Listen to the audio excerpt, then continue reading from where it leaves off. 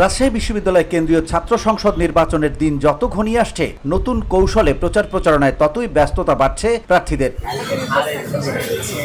বুধবার সকালে বিশ্ববিদ্যালয়ের পরিবহন মার্কেট থেকে নির্বাচনী প্রচারণা শুরু করেন অনেক প্রার্থী।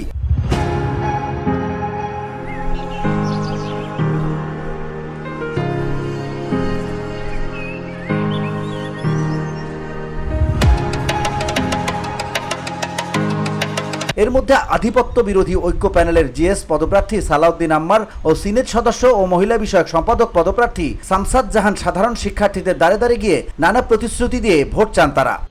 আমার নাম শামসাদ জাহান, 2019-20 সেশনের একজন শিক্ষার্থী।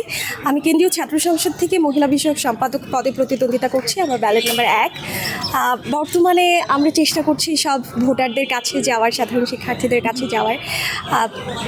আগের মতো উৎসবমুখর পরিবেশ এখনও নিশ্চিত হয়নি, তবে আমরা চেষ্টা করছি যে আগে যেমনটা একটা উৎসবমুখর পরিবেশ কিন্তু আমরা দেখেছিলাম, সেরকম পরিবেশ ফিরিয়ে আনার জন্য আমরা হলগুলোতেও প্রচারণা করছি। সেখানেও দেখছি যে শিক্ষার্থীদের উপস্থিতি কিছুটা কম, তবে আশা করা যাচ্ছে যে 2-1 দিন গেলে আমরা উপস্থিতি আরও বাড়বে বলে, এবং 16 তারিখে যে আমাদের নির্বাচনী ডেট রয়েছে সেই দিনে আমরা সকলকে নিয়ে একটা অংশগ্রহণমূলক নির্বাচন দেখতে পারবো।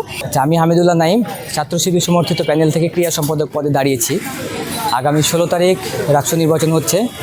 আসলে অ্যাজ এ প্রার্থী হিসেবে এটা আমাদের জন্য খুবই একটি অপ্রীতিকর সিচুয়েশান। বারবার প্রশাসন ডেট চেঞ্জ করছে।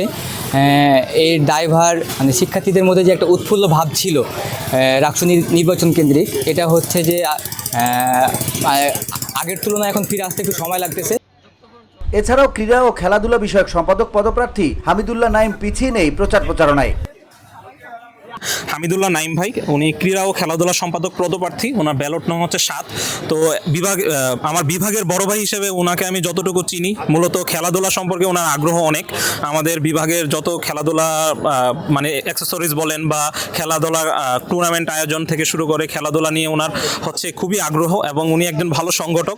তো আমি আশা করি যদি উনি রাষ্ট্র নির্বাচনে ক্রীড়া ও খেলাধুলা সম্পাদক পদে যদি বিজয় লাভ করেন, রাজশাহী বিশ্ববিদ্যালয়ে খেলাধুলায় আমূল পরিবর্তন আসবে, এবং উনি বিভিন্ন আমাদের যারা শারীরিকভাবে যারা প্রতিবন্ধী বা শারীরিকভাবে যাদের আছে তাদের খেলাধুলার ব্যাপারটি সহ এবং আরও সকল ধরনের খেলাধুলার ক্ষেত্রে উনি খুবই গুরুত্বপূর্ণ দূরদর্শী ভূমিকা পালন করতে পারবে।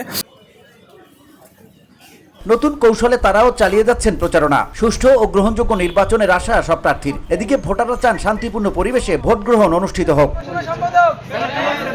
আগামী 16ই অক্টোবর রাষ্ট্র নির্বাচন। মোট ভোটার 28,901। 8টি একাডেমিক ভবনের 17টি কেন্দ্রে 909টি বুথ থাকবে। ভোট গ্রহণ হবে সকাল 9টা থেকে বিকেল 4টা পর্যন্ত। VOD Bangla news desk.